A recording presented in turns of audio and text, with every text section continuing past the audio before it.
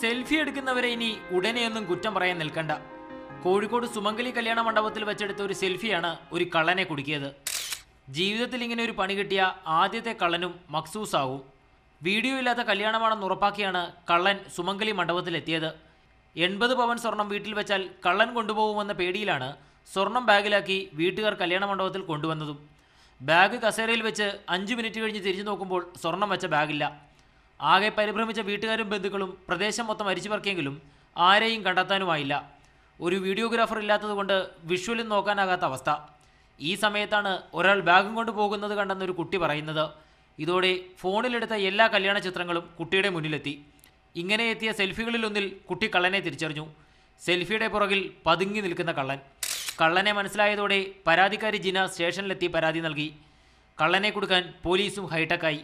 കള്ളൻ്റെ പടം വാട്സാപ്പ് ഗ്രൂപ്പുകളിലും ഫേസ്ബുക്കിലും പ്രചരിപ്പിച്ചു. ഇതോടെ കള്ളൻ്റെ പേരും വീട്ടുപേരും സഹിതം ലഭിച്ചു. തുടർന്ന് നടത്തിയ അന്വേഷണത്തിലാണ് കോയമ്പത്തൂരിൽ നിന്ന് മോഷ്ടിച്ച 80 പവൻ സ്വർണത്തോടുകൂടി കള്ളനെ പന്നിയങ്കര പോലീസ് പിടികൂടിയത്. കൊടുവള്ളി സ്വദേശിയാണ് കല്യാണക്കള്ളൻ മക്സൂസ് ഹനൂക്ക്. കല്യാണത്തിന് ഉപയോഗിക്കേണ്ട സ്വർണം സുരക്ഷിതമായി തന്നെ സൂക്ഷിക്കണമെന്നും ചാക്കിലും ബാഗിലും ഒന്നും വെച്ച് കള്ളന്മാരെ ആകർഷിക്കരുതെന്നുമാണ് പോലീസ് നൽകുന്ന ഉപദേശം. മാതൃഭൂമി ന്യൂസ്, കോഴിക്കോട്.